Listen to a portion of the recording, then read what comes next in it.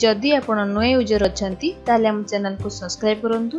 जदि हम वीडियो आपण को भल लागिला ताले लाइक एवं शेयर करंतु। तुलसी दुई पत्ररु बासे पिला दिनरु प्रतिभा प्रकाश पाइबा। तुलसी दुई पत्ररु बासे माने पिला दिनरु प्रतिभा प्रकाश पाइबा। आमे से बड़ी जने विशेष व्यक्ति विषय पढ़ा। तांको नाम हिला सामंत चंद्रशेखर सिंह महापात्र। से पिला दिनरु तांकर किपरि प्रतिभा प्रकाश पाइतिला से विषय रे टिके पढ़िबा। आज से पिला दिनरु राति रे ध्रुव तारा सप्तर्षि मंडल ग्रह नक्षत्र मानकर गति उदय अस्त आदि हिसाब करी जानि पारथुले। आउ पाउस नळी रे से सब बेले आकाश को लक्ष्य करी ग्रह नक्षत्र मानकर गतिविधि जानि पारथुले। से मानजंत्र तैयारी करथिले। बड़ हवा परे से विशेष उपाधि रे मध्य भूषित होई पारथिले। महामहोपाध्याय उपाधि रे भूषित होई पारथिले। से जने ज्योतिर्विज्ञानी थिले। तो तांको विषय रे आज हम टिके पढ़िबा। आस कोन देछि आम जन्मभूमि ओडिशा एक पुण्य क्षेत्र।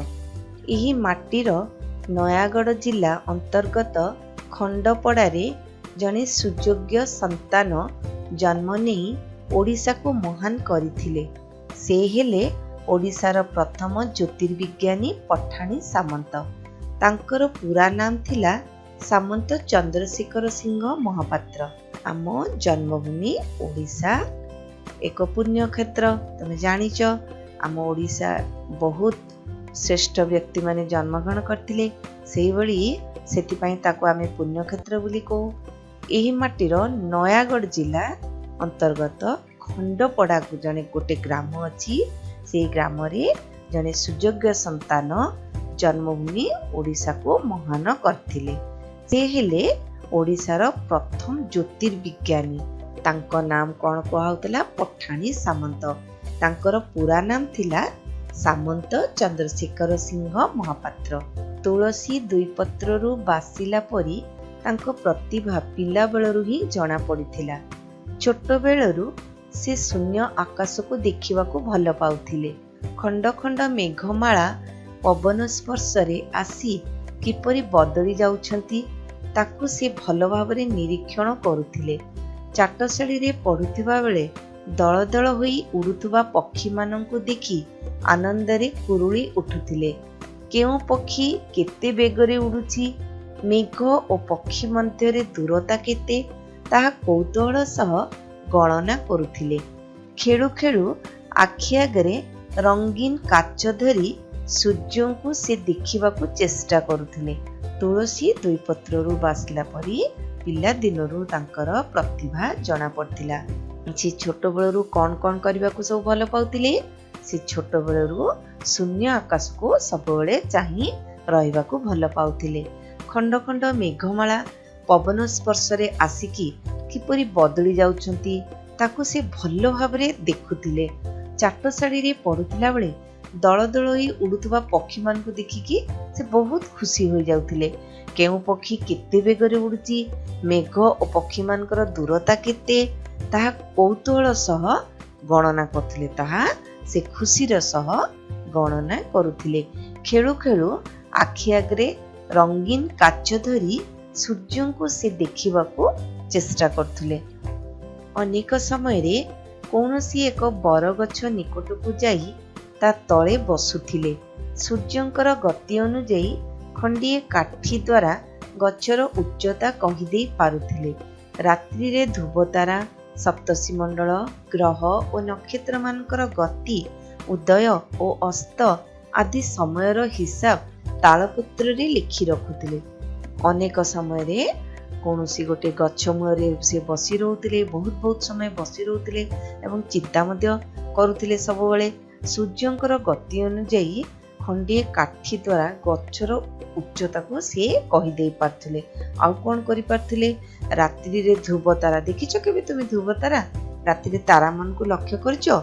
हमर उत्तर पटे ध्रुव तारा देखा जाए। से एक प्रश्नवाची चिन्ह रकम देखा जाए। से ध्रुव तारा सप्तर्षि मंडल ग्रह नक्षत्र मानकर गति आउ उदय अस्त माने सूर्यंकर उदय अस्त आदि समयर हिसाब तालपत्रे से लिखि रखुथिले। पूर्व काल रे कागज कलम नथिला, तेणु सबकिछि तालपत्रे लोक माने लेखालेखि करुथिले। से मध्य एई सब तालपत्रे लिखि रखुथिले। पठाणी सामंत प्राय 10 वर्ष बयस रे तांको पिता श्यामसुंदर सिंह ठारू ज्योतिष विद्या शिक्षा करिथिले। सेतेबेले गणना करिबा पई कोनोसी यंत्रर व्यवहार नथिला। सामंत चंद्रशेखर प्राचीन ग्रंथ को पढ़ी एक बाउंस नली साहाय्य ध्रुवतारा, ग्रह और नक्षत्र मानकर गतिविधि और दूरत्व निरूपण करुथिले।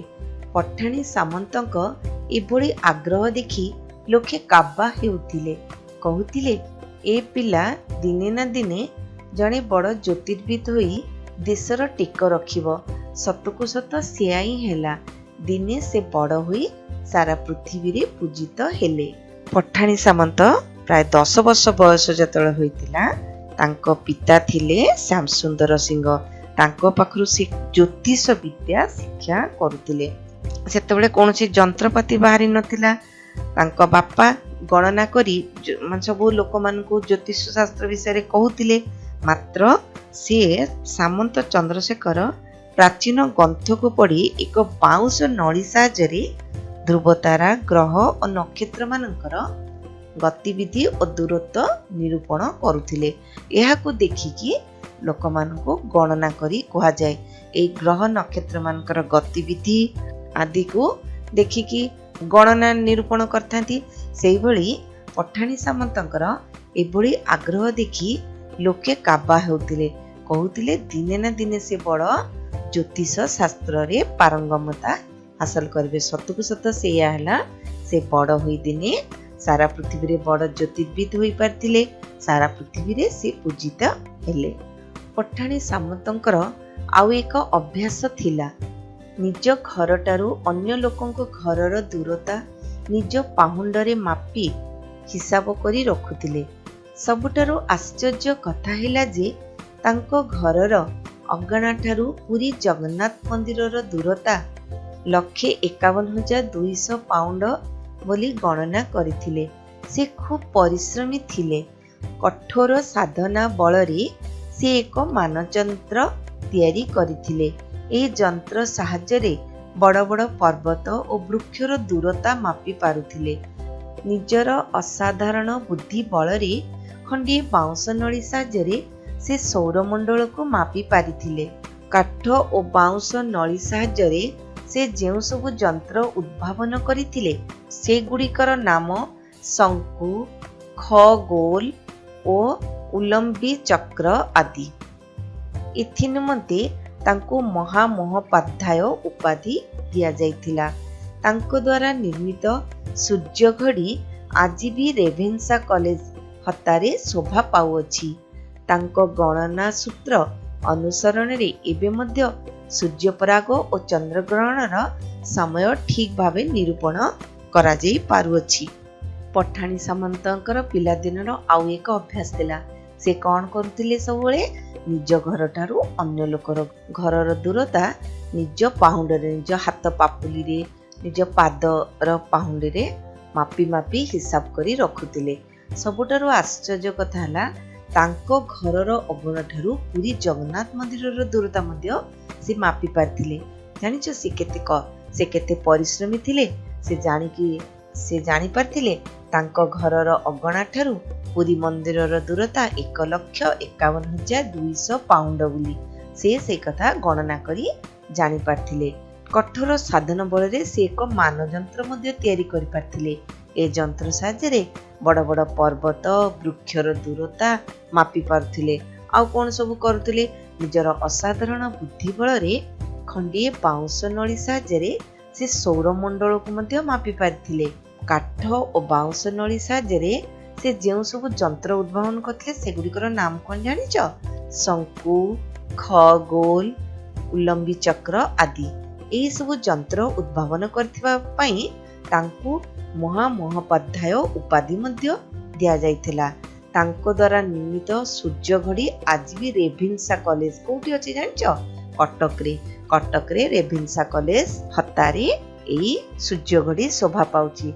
से सूर्य घड़ी मध्य आविष्कार करथिले। तांको गणना सूत्र अनुसरण रे एबे मध्य सूर्य पराग और चंद्रग्रहण समय ठीक भावरे निरूपण करा जाई पारुअछि। पठाणी सामंत तांकर प्रगाढ़ पांडित्य बଳରେ ଯେଉଁ ସବୁ सामाजिक तथ्य, गणित विद्या और आकाश तत्वर आविष्कार और उद्भावन करि जाइछन्ति ताकू आमे भूली परिबा नाही। पृथ्वी रे ज्योतिर्विज्ञान जेते दिन जाइथिबो सेते दिन पर्यंत सामंत चंद्रशेखर अमर होई रहिथिबे। पठाणी सामंत तांकर प्रगाढ़ पांडित्य माने बुद्धि बଳରେ से सामाजिक तथ्य, गणित विद्या, आकाश तत्वर आविष्कार उद्भावन करिसेंति। पिला माने जानिଛ आविष्कार माने कोन?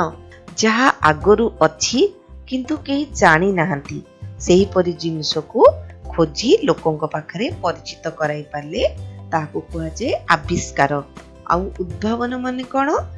जहा आगरु आदौ नथिला केही जणे बुद्धि खटाई नुआ करी बाहर कले ताकू कुहा जे उद्भावन। उदाहरण स्वरूप न्यूटन माध्याकर्षण शक्ति आविष्कार करथिले किंतु मार्कोनी बेतार यंत्र उद्भावन करथिले। ता आगरु नथिला किंतु माध्याकर्षण शक्ति त थिला।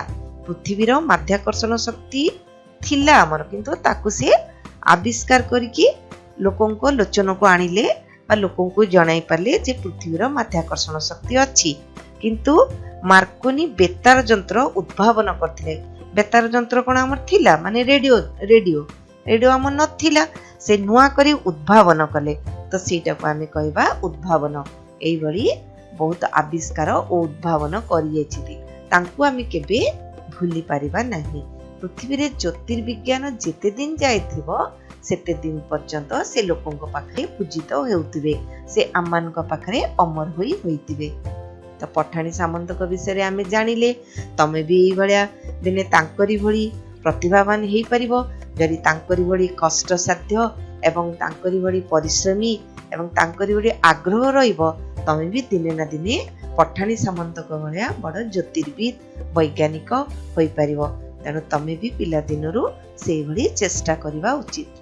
आमे तो विषय वस्तुटी को पढ़िले एवं पठाणी सामंतक विषय रे जानिले तो एबे भिडियोटी को बारंबार देखिबो और अभ्यास करिबो।